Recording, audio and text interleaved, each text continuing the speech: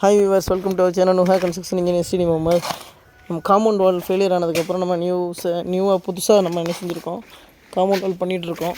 So அந்த work தான் நான் இப்போ உங்களுக்கு காட்டுறேன். இதுக்கு முன்னாடி என்னென்ன பண்ணுங்கிறத நான் காட்டியிருக்கேன். நம்ம என்ன செஞ்சுருக்கோம், டை பீம், அதாவது கிரவுண்ட் லெவலில் பீம் போட்டுவிட்டு நான் பிளாஸ்டிங் ஒர்க் பண்ணிகிட்ருக்கோம்.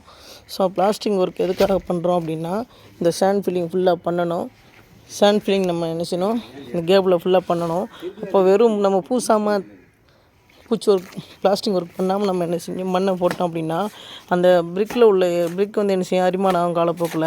ஸோ அந்த மாதிரி அதே மாதிரி தண்ணியில் உள்ள மழை பெய்கிற காலங்களில் போகக்கூடிய நீரில் பிரிக் வந்து சீக்கிரம் அப்சர்வ் பண்ணாது, பண்ணிடும்.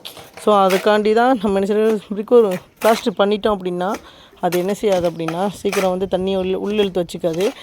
ஷோவருக்கும் நல்ல சேஃபாக இருக்கும். அதுக்காண்டி தான் நம்ம என்ன செய்யணும், பிரிக் ஃபுல்லாக பிளாஸ்டர் ஒர்க் பண்ணுறோம். அது மட்டும் இல்லாமல் என்ன செய்வோம் அப்படின்னா, இந்த பிளாஸ்டர் ஒர்க் பண்ணதோடு என்ன சொன்னால் நீட்டாக ஃபினிஷிங் அடிச்சுட்டு அதுக்கப்புறம் மண்ணை என்ன செய்வோம், நல்லா ஒரு 2-3 நல்லா க்யூரிங் பண்ணிடுவோம். காலை மாலை நல்லா க்யூரிங் பண்ணிவிட்டு ஒரு 1 வீக் அப்புறம் என்ன செய்வோம்னா நல்லா மண்ணை லெவல் பண்ணி விட்டுட்டு என்ன செய்வோம், தலை வரைக்கும் நம்ம என்ன செய்வோம் ஃபில் பண்ணிவிட்டு அதுக்கப்புறம் பிரிக் ஒர்க் பண்ண ஆரம்பிப்போம். ஸோ அந்த ப்ராசஸ் தான் இப்போ இங்கே நடந்துக்கிட்டு இருக்கு.